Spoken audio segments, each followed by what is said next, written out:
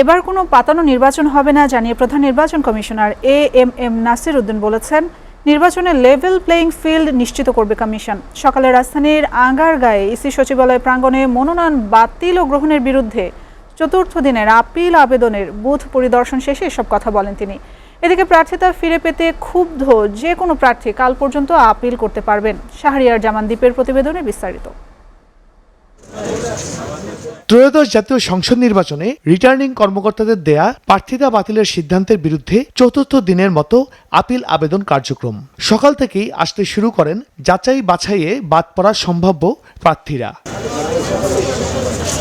যাচাই বাছাইয়ে বাদ পড়া সম্ভাব্য প্রার্থীরা যেমন আপিল করতে পারবেন, তেমনি আপিল করতে পারবেন কোনো বৈধ প্রার্থীর পক্ষেও। গেল 3 দিনে আপিল আবেদন পড়েছে 309টি। সামনে সমর্থনকারী প্রস্তাবকারী তার সামনে সেইটা না করে গোপনে এটা করেছে, সেটাকে আমি চ্যালেঞ্জ করে এখানে আপিল করছি। এই 1% বিধান যদি থাকে তাহলে বাংলাদেশে কোনোদিনই গণতন্ত্র ফ্লারিশ করবে না। পৃথিবীর কোথাও এই 1% বিধানের মতো এরকম কালো আইন নাই। ক্রেডিট কার্ডের ঋণ খেলাপি হিসেবে বাতিল করেছে, যেটা আমার অজানা ছিল, তো সেটা আমি পরিশোধ করে দিয়েছি। এখন আপিল করেছি এবং এটা বড় কোনো বিষয় নয়, আমার আপিল আমি ফিরে পাবো। কার্যক্রম পরিদর্শনে এসে প্রধান নির্বাচন কমিশনার সন্তোষ প্রকাশ করে জানান, আসন্ন নির্বাচনে সব দলের জন্য লেভেল প্লেইং ফিল্ড নিশ্চিত করবে কমিশন। রিটার্নিং অফিসারের ক্ষমতা আছে, আইন ওনাদেরকে ক্ষমতা দিয়েছে সিদ্ধান্ত নেওয়ার জন্য।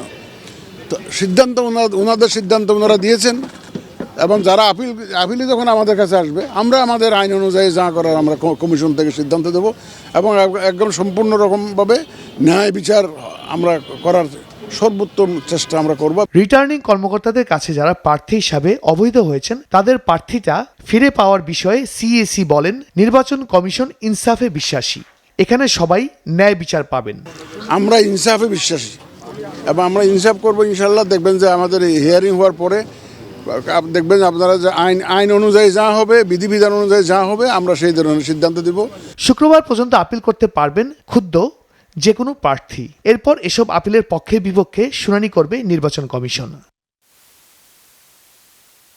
শুনানির জন্য রাখা হয়েছে 9 দিন সময়। এরপরই 19 জানুয়ারি কোনো প্রার্থী চাইলে প্রার্থিতা প্রত্যাহার করতে পারবেন। আগামী 20 জানুয়ারি প্রতীক দেওয়ার পর প্রচারণা চালাতে পারবেন প্রার্থীরা। তফসিল অনুযায়ী আগামী 12 ফেব্রুয়ারি অনুষ্ঠিত হতে যাচ্ছে ত্রয়োদশ জাতীয় সংসদ নির্বাচনের ভোট গ্রহণ। শাহরিয়ার জামান দ্বীপ, এসএটিভি, ঢাকা।